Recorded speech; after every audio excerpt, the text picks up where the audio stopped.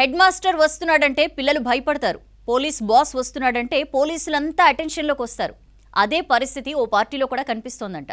ఓ senior లీడర్కు ఎదురు పడితే ఖచ్చితంగా క్లాస్ తప్పదని చెప్పుకుంటున్నారు.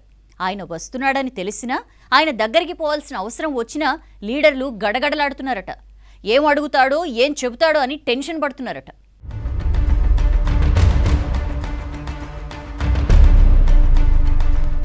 రాష్ట్ర కాంగ్రెస్పై ఏఐసీసీ ప్రధాన కార్యదర్శి కేసీ వేణుగోపాల్ నజర్ ఎక్కువైందట.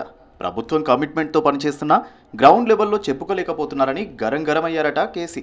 విమర్శల మీద విమర్శలు విపక్ష నేతలు చేస్తుంటే మంత్రులు సీనియర్లు ఏం చేస్తున్నారని గట్టిగానే అరుచుకున్నారట.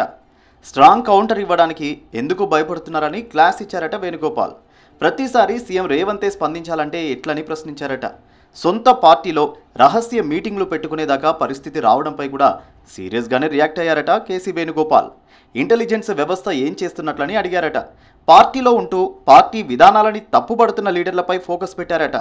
క్రమశిక్షణ కమిటీ హెచ్చరికలు ఏమవుతున్నాయని ప్రశ్నిస్తూనే లైన్ దాటి మాట్లాడితే ఇక నుంచి స్ట్రిక్ట్ యాక్షన్ తీసుకోవాలని చెప్పారట కేసీ. ఈ మధ్య హైదరాబాద్ వచ్చిన కేసీ వేణుగోపాల్ పార్టీ పెద్ద లీడర్లందరికీ క్లాస్ ఇచ్చారట. సీఎం పర్ఫార్మెన్స్ ఒక్కటే బాగుంటే సరిపోదని మంత్రుల పర్ఫార్మెన్స్ కూడా బాగుండాలని చెప్పారట. మంత్రులకు గట్టిగానే క్లాస్ స్పీకర్ అని ఆ మీటింగ్కు హాజరైన లీడర్లు చెప్పిన ముచ్చట ఇది. కులగణన, ఎస్సీ వర్గీకరణపై ఢిల్లీ పెద్దల్ని కలిశారు ముఖ్యమంత్రి రేవంత్ రెడ్డి. మంత్రులు, పీసీసీ లీడర్లు కూడా సమావేశమయ్యారు.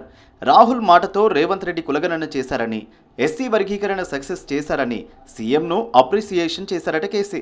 అయితే మంత్రుల పనితీరుపై మాత్రం కాస్త నారాజుతో ఉన్నారట పార్టీ పెద్దలు.